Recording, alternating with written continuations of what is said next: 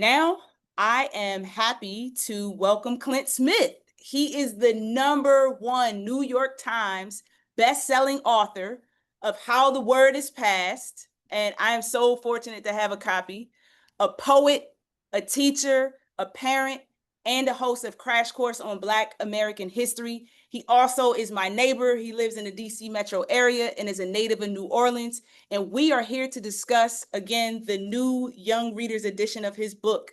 All right, Jesse, passing it over to you. Yeah, thank you, Jessica. It's great to be with you, Clint. Thanks for joining us so much.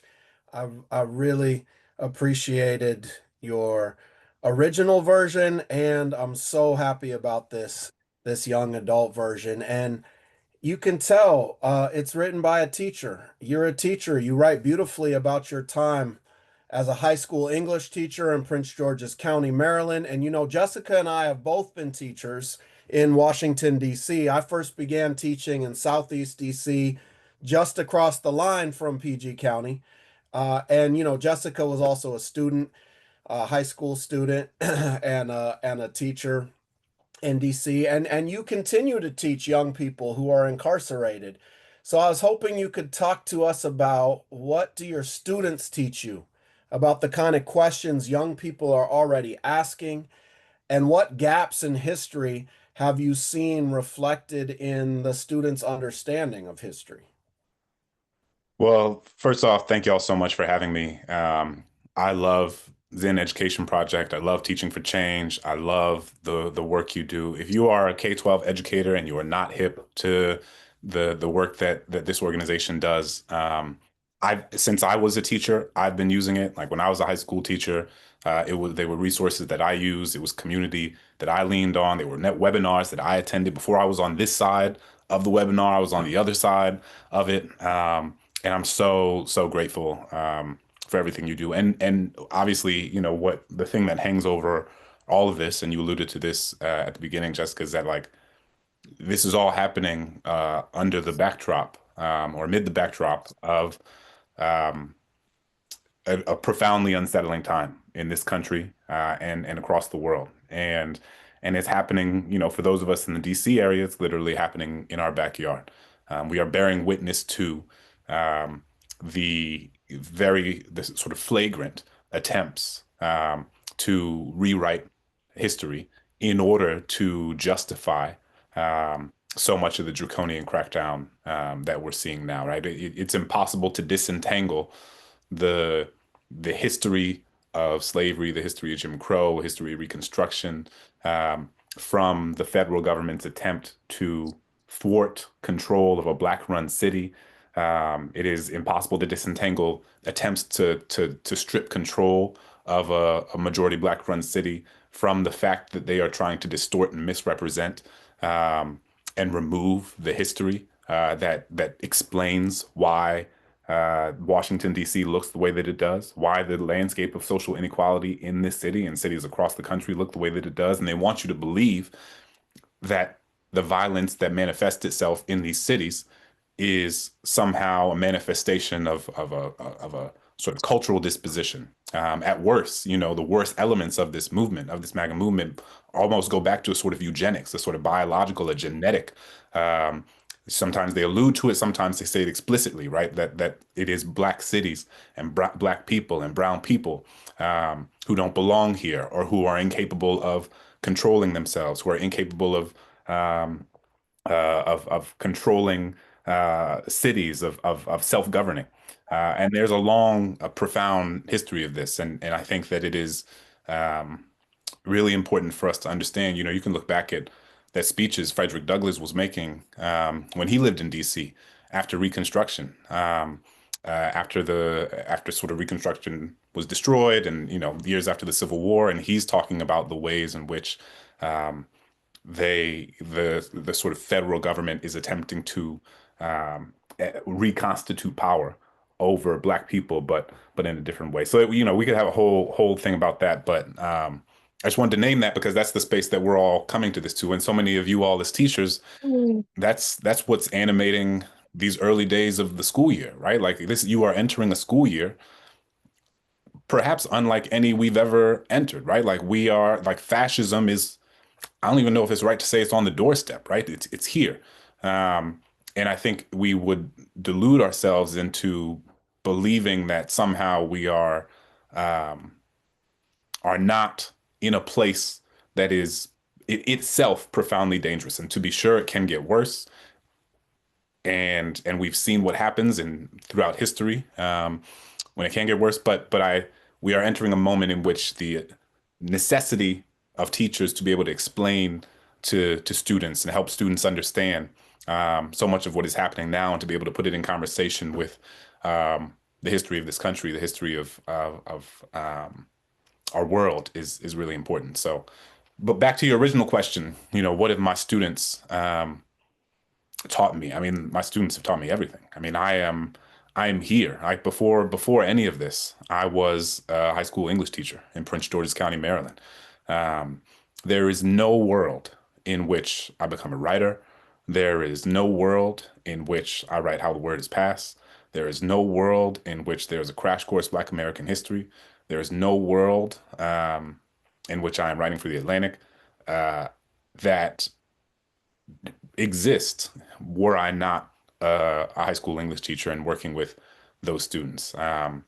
It remains true that it is the best job I've ever had. For me, the idea of like sitting with young people in a circle and like sitting with teenagers and discussing literature, um, and talking about and trying to help them understand the way literature like and shapes the relationship they have to each other, the relationship they have to the world, the relationships that they have to their interior selves. It was it was such an incredible job. The worst part was how early I had to wake up. So shout out to all y'all, man, who have that early who have that early wake up and set those multiple. I had to set like 5 alarms. It was crazy. Um, but but my students taught me so much. And one of the first books I read when I was a teacher was Paulo Freire's Pedagogy of the Oppressed.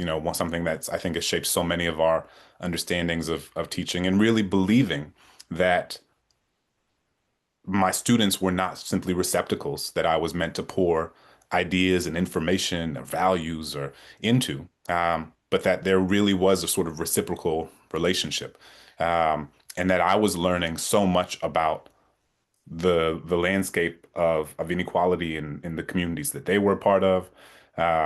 It was a sort of firsthand experience in them sort of reading books and then being able to sort of explain in these really sophisticated and profound ways the connections between, this scene in Song of Solomon and something they saw on their block at home.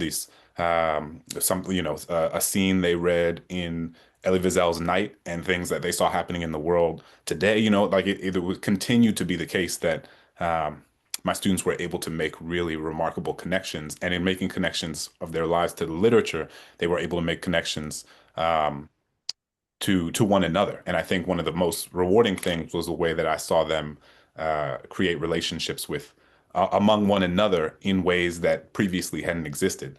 And that's something that I've seen also in the prisons and jails that I've been teaching in, is that one, there's an immense power in having access to literature and to books and ideas that transform how they understand their own social condition.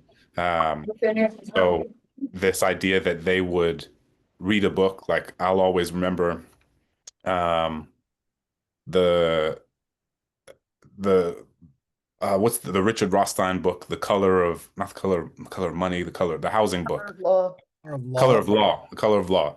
One of my students read The Color of Law in DC jail, and he came back, and the way that he understood his social position within DC jail as being related to an intergenerational project of housing disenfranchisement, of redlining, of housing segregation, and it's not to say that he blamed that history for his condition, but it was that he was able to more fully contextualize how the world he grew up in and the sort of context in which he was navigating as a young person, the choices that he had to make in a way that I think restored a sense of agency almost, right? Like it made it clear to him that his life wasn't inevitability, but in fact was tied to a history of public policy decisions that animated the decisions that he was able to make and the context in which he was able to make them. And so seeing the way that that almost restored a sense of like, oh, it wasn't just something about me, right? Like, but it actually was the fact that I was born into this situation um, that that again made certain decisions available to me and certain decisions not available. And it's not, and he never at any point said like, it's not my fault, I'm not responsible. But I think the ability to more fully contextualize your position in the world um, is a really, really important thing. Oh, thank you for that. Yeah, thank you. And Clint, I want to say Jesse and I have an ocean of questions. So I'm going to just jump right into our next one. Yep. So you introduce the book with a letter to readers, and you start the letter by explaining that as a teacher, you sat along my students where we use books to make sense of our lives and to make sense of the world, what we were just talking about. And so this month, the administration has attacked the Smithsonian museums for teaching the public about how bad slavery was. Mm-hmm. Here in 2025, in this current articulation of anti-truth teaching and anti-history teaching, I'm curious, is there anything different that readers need to learn now from the history you describe as compared to when you published the adult version of the book in 2021?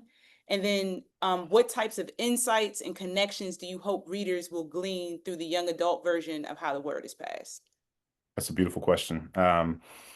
Obviously, we're publishing this at a very different moment. You know, I published this in June 2021, the original version in June 2021. Joe Biden was president. We were coming at, we're still in COVID. I didn't have a book tour. We were still in lockdown. We had just begun getting, people started getting vaccines, but it was clear that COVID was still a real and profound danger. And I think we see every single day the way that that period of time has changed this country and has changed the world. And we are going to be living through the reverberations of that moment for for the rest of our lives. And politically, socially. And so I think that the thing that I hope readers, when I first published How the Word is Passed, the thing that I wanted people to understand that felt most revelatory to me was the idea that this history of slavery that we were told was a long time ago was in fact not that long ago, not that long ago at all, right? And so I thought about, I have this scene at the end of the book where I go to the National Museum of African American History and Culture with my grandparents. And my grandmother born in 1930, 39, Florida. My grandfather born in 1930, Jim Crow, Mississippi. And I'm pushing my grandfather in his wheelchair. His cane is laid across his lap. My grandmother's walking a few paces ahead of us. And I have this moment where I'm watching them look at the exhibits that are in this museum and realizing that so many of the things that they got to experience, or so many of the things that they experienced that they're bearing witness to in the museum, are things that they experienced firsthand. And I asked my grandparents about it later, and my grandmother had this refrain, and she said, I lived it. I lived it. I lived it. And I think about the woman who opened the National Museum of African American History and Culture in 2016 was the daughter of a man who was born into slavery, right? Like not the granddaughter, not the great granddaughter, the woman who rang the bell with the Obama family to open the National Museum of African American History and Culture in 2016 was the daughter of a man who was born into slavery. My grandfather's grandfather was enslaved. So when I put, my two young kids, my 8-year-old, my 6-year-old, sit on my grandfather's lap, I imagine my grandfather sitting on his grandfather's lap. And I'm reminded that this history we tell ourselves, again, was a long time ago, wasn't that long ago at all. Slavery existed for almost 250 years and has only not existed for a little over 90, right? So you have an institution or that it's only existed for 160. So you have an institution that existed for 250 some odd years and has only not existed for 160. So an institution that, was in which there was more time the history of slavery in this country and the colonies that preceded it existed for almost a century longer than it hasn't.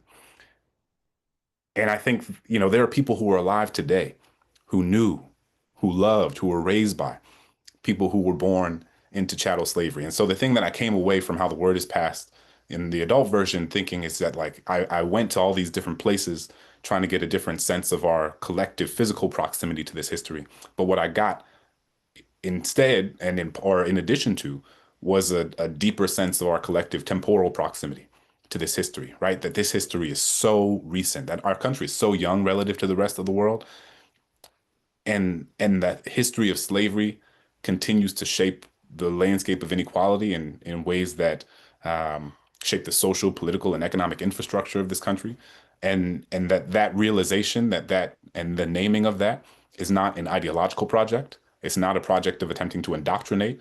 It's an empirical reality, right? Like, and I think to understand it as such is so important.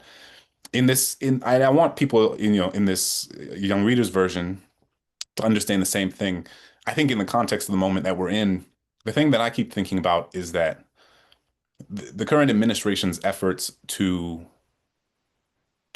prevent slavery from being taught in schools, to remove and change and dilute the nature of what is presented in the Smithsonian and museums across the country. The fact that the President of the United States would make a statement that says our museums are focusing too much on how bad slavery was. Um, the thing to understand, I think, about this administration and this president is that it is not so much that like the MAGA movement doesn't believe slavery existed or that they don't think that slavery was bad. What I believe is that they recognize that the more we focus on the history of slavery, history of Jim Crow, history of the, 250 years of slavery, 100 years of Jim Crow, and the continued mass criminalization that happens in our country, the more people across this country begin to understand that in the way that they have over the course of the 10 years of the Black Lives Matter movement, the more they begin to understand that the contemporary landscape of social inequality is a direct result of that history, right? So it's not like, let's not teach it because we don't think it existed. It is the fact that if we teach it, then people will begin to understand that the world around us doesn't look this way by accident, right? That the world around us, that this country doesn't simply look this way because of the sort of cultural dispositions or genetic backgrounds of certain people. They recognize that once you begin to tell a fuller story about America in its past, you can tell a fuller, more honest story about America today. And that's incredibly threatening because then you begin to understand that the reason one part of DC looks one way and one part of DC looks another way is not because of the people in those communities, but because of what has been done to those communities or what has been extracted from those communities generation after generation after generation. And so the attempts to thwart or distort, misrepresent, erase history are attempts to prevent a collective recognition from the millions of people of more fully understanding in a way that I think many more do than they did 10 years ago. That there are structural, systemic, and intergenerational factors that shape why our society looks the way that it does today. And once people begin to realize that in mass, it threatens the sort of political power and that a sort of political power that thrives on a certain sort of historical ignorance in order to persist. No doubt. No doubt. And your point about how recent slavery was driven home for me this summer. My dad recently found out which plantation our family had been enslaved on, and our Wow. whole family went to Mississippi and New Orleans. We've been going the last few summers, but we went again this summer. And I met a woman in her 90s who was friends with my enslaved great great grandmother, Laura. Mm, And she was able to tell us stories about what my enslaved great great grandmother was like. She was a midwife and she was kind and caring. And it just was incredible to me that this history wasn't dead and buried, it was breathing right next to me. Uh, mm, and it was an incredible revelation. And one of mm, the striking scenes in the first chapter of your book is when two visitors at Monticello realize for the first time the depths of Thomas Jefferson's involvement and Mm, and how much of that history they were never taught in school. And mm, one woman says, quote, "It took the shine off the guy." Well, another reflects Jefferson is not the man I thought he was. And mm, as you rewrote how the word was passed for a young audience, how did you think about helping students do the same kind of unlearning that you mm. heard these women doing, especially humanizing those who were enslaved, to make them more than just a footnote in somebody else's legacy? And how do you hope teachers use this chapter of the book to spark conversations that are often left out of the textbook? Thank you for that. Well, I got to give a shout out, and I should have done this at the very beginning to Sonia Cherry Paul, who adapted the book. And it's got this great new cover, which is exciting, a slightly different subtitle. Um, and Sonia, many of you will know, she worked with Jason Reynolds and Ibram Kendi to adapt Stamped from the Beginning, and did an incredible job, obviously, with that. And um, she worked so diligently on this, and really, I can't say enough about how thoughtful she was, in terms of taking my book. Because the thing is, I was really reticent to even create a young readers edition of this book. I tried to write the original version in a way that would already be accessible to young people to a degree, right? Like I not necessarily like an 8-year-old, but I wanted to write it in a way that felt like it could be taught in high schools, right? Like people would often ask me, over the last 4 years the book has been out, they would say, who is the original audience you had in mind for the book? And I would always tell them it was like a high school version of me. I wanted to write the sort of book that I felt like I needed in my 10th grade American history class. The sort of book that would have given me the language, the toolkit, the sort of historical context with which to more fully understand the country I was living in, to more fully understand how I existed and how I was situated in this country that I was living in. And I also wanted to write a book that felt that was at once historical and literary. And so I was wary of because I was like, I want to write a history book that feels like a novel. And I didn't know how I would translate the sort of literary part of it, which I felt was as much a part of it as the historical part, into a young adult version. But Sonia did an amazing job, and the essence of the book is still there. And the reason I ultimately decided to create this young readers edition is because, and it's appropriate because that I'm here. I mean, teachers hold me down more than anybody. I've been on book tour functionally for 4 years. I travel all the time. I'm always on the road.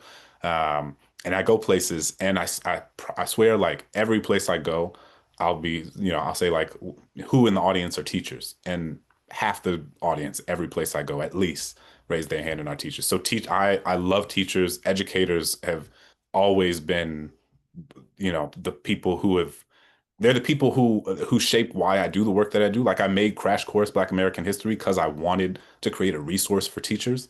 I tried to write how the word is passed in the way that I did because I wanted teachers to be able to teach it in their classrooms. I mean, I can't say enough. This is kind of an aside, but like I cannot say enough about the work you all do. Like it is, I know how hard it is. I know how important it is. You're also teaching in the post-COVID phone centric era, right? Like, and I think that is just important to name. Like, I taught before COVID, I taught before phones and social media were as ubiquitous as they are. Like, teachers, what it means to teach children today is like a fundamentally different project. You are fighting against so many different factors, and it's so hard, and yet it is so important. And so for me, anything that I could do to present resources to teachers that might be helpful, um, I wanted to do because I know how hard the job is. And ultimately, I decided to create this Young Readers Edition because I wanted teachers, because I had so many teachers at these events over the last 4 years coming up to me and saying, I would love to teach. I love the book, but and I would love to teach it to my middle schoolers, but I think it might, there might be a couple things that are too much for them, or it's a little long, or so ultimately I was thinking of those like late elementary and middle school teachers who came up to me and came to my events and sent me emails and tweets and DMs, and this is for you. This was for you. And so Sonia again did an amazing job. She kept the essence of the book. It's about half the length as the original, and has removed some of the more sort of gruesome scenes and has streamlined a lot of the historiography so that it is really propelled forward by the narrative itself. And it has fewer parts that might feel slow to a 10-year-old. And it really tries to like keep the story going and focus on the people and the places that I go. And as you said, some of those people are like the women at Monticello. And that was such an important. That was in 2018. I met those women, and I've it was such an important moment at the beginning of the book project. Because it was, this is part of like Black Lives Matters at its height. Like we're having national conversations about history and the Jefferson and the founding and the founding fathers and just encountering these women who I went up to them after the scene is I was with this guy David. For those who haven't read the book, David is this um, the tour guide at Monticello, and he's got this brown brimmed hat, this these glasses, these crisp khaki pants, this Oxford shirt that sort of billowed in the wind, very professorial in his disposition. Um, and he was telling us all of the things about Jefferson that were not present in the sort of dominant narrative of Jefferson for so long, right? That Jefferson was at once the person who wrote the Declaration of Independence, but is also the person who wrote in Notes on the State of Virginia that Black people were inferior to whites in both endowments of body and mind, just as he was writing that all men are created equal. He is someone who wrote one of the most important documents in the history of the Western world, and is also someone who enslaved over 600 people over the course of his lifetime, including four of his own children that he had by Sally Hemings. And so, David is presenting the sort of duality of Jefferson. And these women, as you said, I went up to them after, and I'll always remember, she turned around and she was like, man, he really took the shine off the guy. And they continue this. I had no idea Jefferson owned slaves. I had no idea that Monticello was a plantation. And these are folks who bought plane tickets, rented cars, got hotel rooms, who came to this site as like a pilgrimage to see the home of one of our founding fathers, and yet had no idea he was an enslaver. But it's also an important moment. It's important in the context of realizing that even as we're having this national reorientation around how we talk about race and history, that there are still millions of people in this country who don't understand the history of the founding of this country in a way that tells the full and more complicated story. Um, and also, it was important for me because it was also a moment where it became clear to me what the essence of the project was, in that I wasn't interested in like trying to shame people. I wasn't interested in trying to be like tell like how come you didn't know this, or like this is ridiculous, or didn't you. This project is one that's grounded in inquiry. Like I wanted to go to people and understand what they knew, what they understood, where they were, and meet them where they were in a way that was not laden with, again, judgment, again, when that was not antagonistic. um, but for me it was an attempt to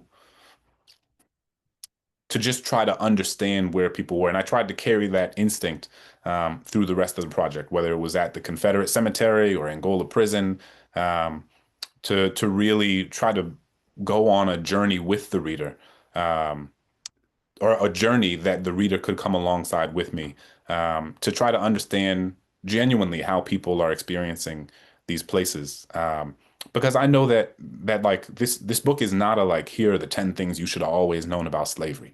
Because that wouldn't be honest about my experience or what I wanted the book to do. Like I wrote this book because I didn't understand the history of slavery in a way that was commensurate to the impact and legacy that it left on this country. So why would I, in the project itself, engage in any sort of antagonism or judgment of people who, for a whole host of structural reasons, because of the school systems we all grew up in, because of the history of that, they grew up in the same schools that I did that didn't teach this history. What position am I in to judge anybody for not knowing this information? If the whole reason I'm reading this book is to learn this information for myself, and I really wanted um, the reader to feel like they were invited in to join me on this journey, and not to feel as if they were being called out. Right on. Thank you for that, because I definitely felt like the book was an invitation, and this idea of a national reorientation. I definitely had several of those moments as I was reading the YA version. And just a couple of weeks ago, I was at karaoke with my partner, who's a middle school social studies teacher here in Mm, DC, and some of our other teacher friends. And one of our teacher friends with roots in New York City chose Frank Sinatra's theme from New York, New York. And immediately I thought of two things. I thought about Jay-Z and Alicia Keys' song Empire State of Mind. And then I thought about your powerful chapters on New York. mm, You show how slavery in the North was not only widespread, but foundational. mhm, How places like Wall Street and the Statue of Liberty are steeped in that history, even if the public memory rarely reflects it. So I mm, would love for you to talk to us about slavery in New York, including, which I feel like is under taught and I've not read as much about, but Black abolitionists and the mm, significance of the African burial ground, where my partner and I got a chance to visit a few years ago, mm, shortly after the release of the adult version. mm. So what did it look like and sound like? Who was involved and how? When did it start? When was it legally abolished in terms of slavery in New York? Mm, Why is it important to teach about slavery in the North slash outside of the South? And mhm. why is it so carefully hidden and so rarely taught? And tell us a little bit about your process of how you learn this history. Yeah, I was not very familiar with the history of slavery in New York. Again, which is why I went. And I went with a group called Inside Out Tours. They do tours in New York, walking tours on many things, including the history of slavery in New York. Um, and it was striking. My tour guide Damaris Obi, she sort of, it was this really eclectic international group of folks. Um, and she just did an incredible job of, both physically and metaphorically sort of walking us through this history, to help us understand that, for example, at one point, New York City was the second largest slave market in the country after Charleston, South Carolina. That, the slavery is almost talked as if people talk about New York almost as if slavery never existed in the city of New York, when it was in fact one of the first places, and certainly one of the most populous places in which enslaved people, captive Africans and enslaved Americans were brought to and later held. Um, and that slavery was so central to the political, social, and economic infrastructure of New York that on the eve of the Civil War in 1861, the mayor of New York City, Fernando Wood, actually suggested that New York City secede from the Union alongside with the states of the Confederacy, because the financial and economic interest of New York City was so deeply entangled in the slaveocracy of the South, that the banks and the insurance companies, other financial institutions, that is what held slavery up, quite literally. Without the uh, the sort of financial power that existed in New York City, the plantations in the South simply wouldn't be able to persist, and the factories in the New York City and across the North. And again, that is all after the fact that New York City had slavery itself. And one of the places that you can most profoundly see this, is the Statue of Liberty, right? And so, when you go to the Statue of Liberty, um, one of the things you learn on Liberty Island, and I credit the National Park Service for this. And it's an example of why it's so important and why attacks on our National Park Service are so incredibly concerning. Um, Part of it is that you learn that the Statue of Liberty even though it is presented to us as having been for, a celebration of immigration, a celebration of sort of existing in the cultural imagination as in conjunction with Ellis Island, welcoming new immigrants to this land. What it was originally for was a gift to the United States to celebrate the abolition of slavery after the Civil War. Edward Laboulaye, the sort of French legal scholar who was in many ways the sort of greatest proponent of this gift, was himself a fervent abolitionist. And in the original design, you can see that before there was a tablet. It was originally wish I we could pull a picture up. There was originally chains held in Lady Liberty's hand, and those broken chains, these sort of were meant to symbolize slavery having been abolished. But the design was so controversial in the years immediately after the Civil War, especially for a project that they needed to fundraise for across the country, and the country was so fractious, and still needing to sort of heal after a war that killed 700,000 people, that they decided to change the design, and they replaced the chains and they moved them from her hands to her feet, and it's under a robe near her feet. And it's this kind of apt metaphor because when you're standing near Lady Liberty, you can't see the chains that are sort of hidden under her robe. And you can only see it sort of from an aerial view, from a helicopter, from a plane. Moment where I didn't realize the chains were there, even as I was standing right next to it. And it's kind of an apt metaphor for how the history of slavery is sometimes hidden in plain sight. And it's somehow like very proximate to you, even though you might not be aware of its presence. So there's so much to say about New York City. And I wanted to write about New York because even though I wrote about New York, I could have written about, Providence, Rhode Island. I could have written about Boston, Massachusetts. I could have written about Detroit, Michigan. I could have written about so many other places in the North and the Midwest. But I wanted to do that because it's so important to understand that slavery touched every single part of this country. There's another version of how the word is passed that's twice as long, where I also go to California, where I also go to Oregon, where I also go to Missouri, where I also go to Nevada, right? Like you can go on and on and on because slavery was omnipresent. The impact of slavery is omnipresent here in this country, even though it was obviously most saturated in the South. So New York City was a really important part of the story, and I knew that this was a book that would be among the first sort of entry points that a lot of people would read in order to on their journey of learning about the history of slavery. And I didn't want it to misrepresent by omission the fact that slavery was also something that existed north of the Mason-Dixon line. Thank you for that. I mean, it really was do or die, best die. Without further ado, I'm going to kick it back to Jesse. Hey. Well, thank you. And Jessica, actually, I want to kick it over to my son, Miles.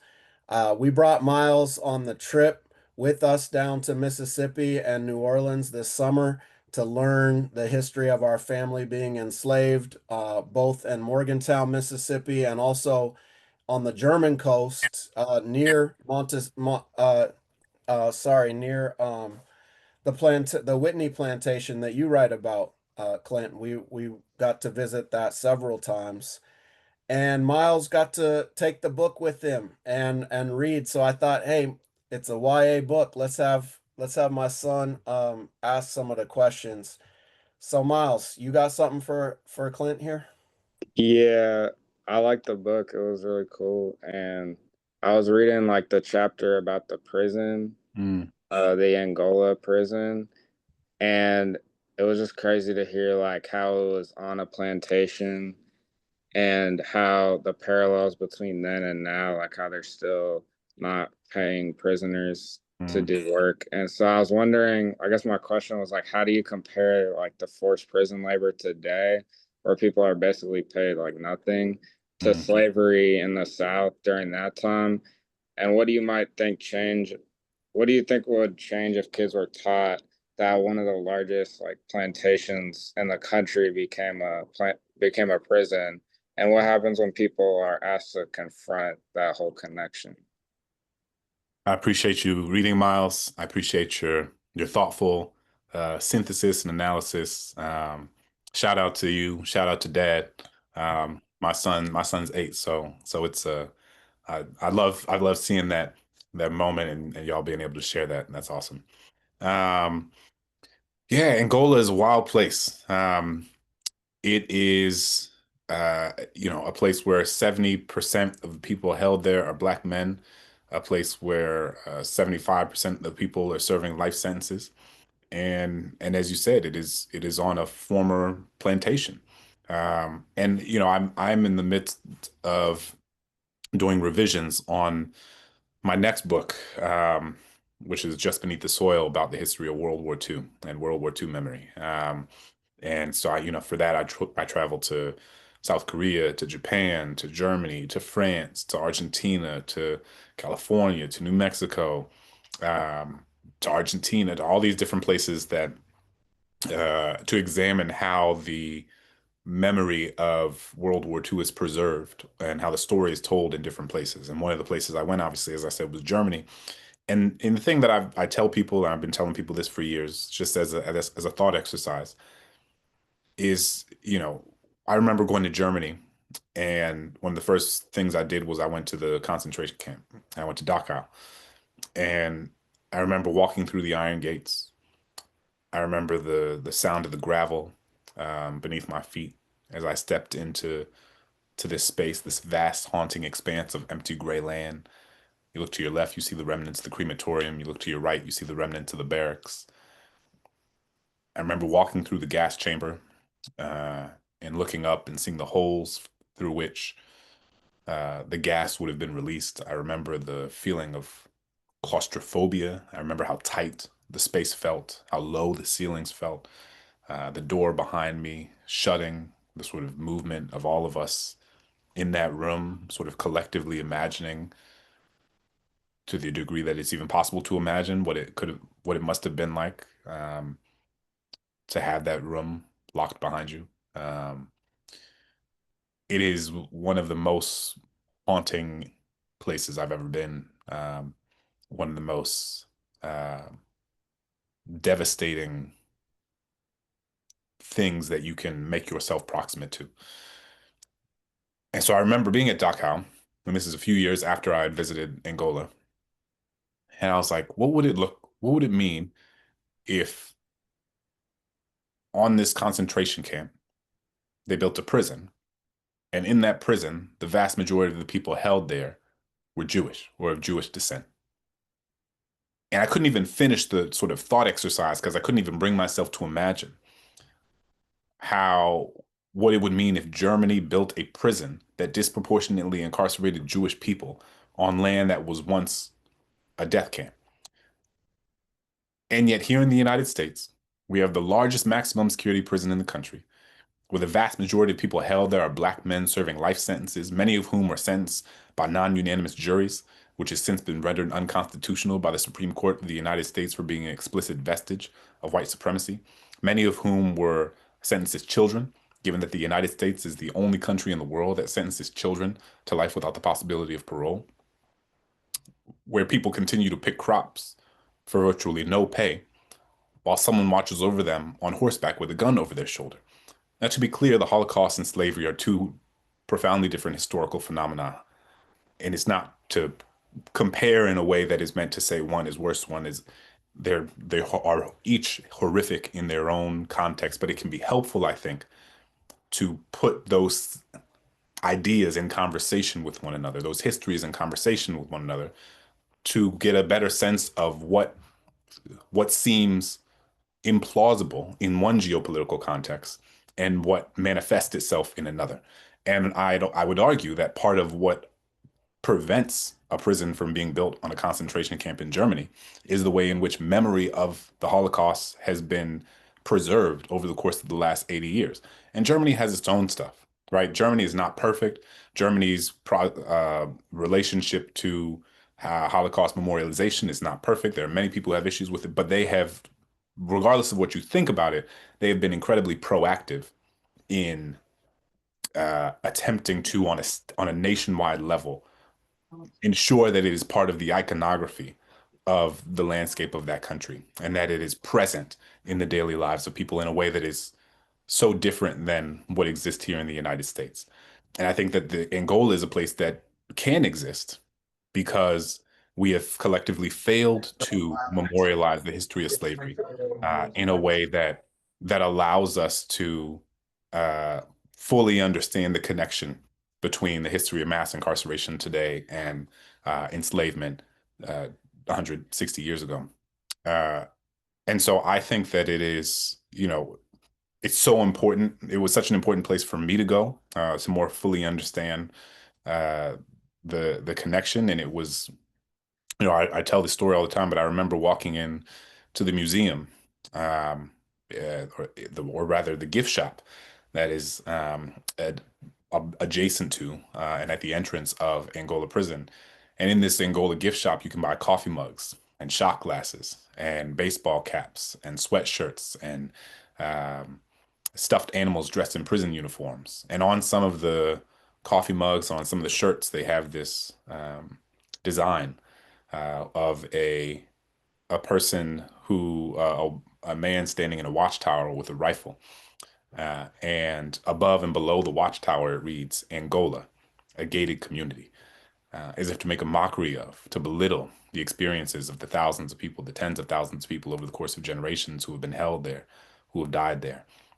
So Angola is a deeply unsettling place, and you can go, unless they've changed it in the last couple of weeks. You can look it up right now and find the Angola gift shop, um, Angola gift shop, memorabilia online, and if you can get it shipped to your address. So Angola was a really important place to go, but because it's as the scholar Saidiya Hartman talks about, it illuminates the afterlife of slavery, how the remnants and the residue and the history of slavery continue to um, have its tentacles sort of all over the current social, political, and economic infrastructure, and perhaps most profoundly, our carceral infrastructure. Yeah, no I see doubt. somebody just threw maybe the link into the um, in the chat. It's let's see, it's still there. Yeah, you can see, you can still see it. It is wild. It's a wild place, man.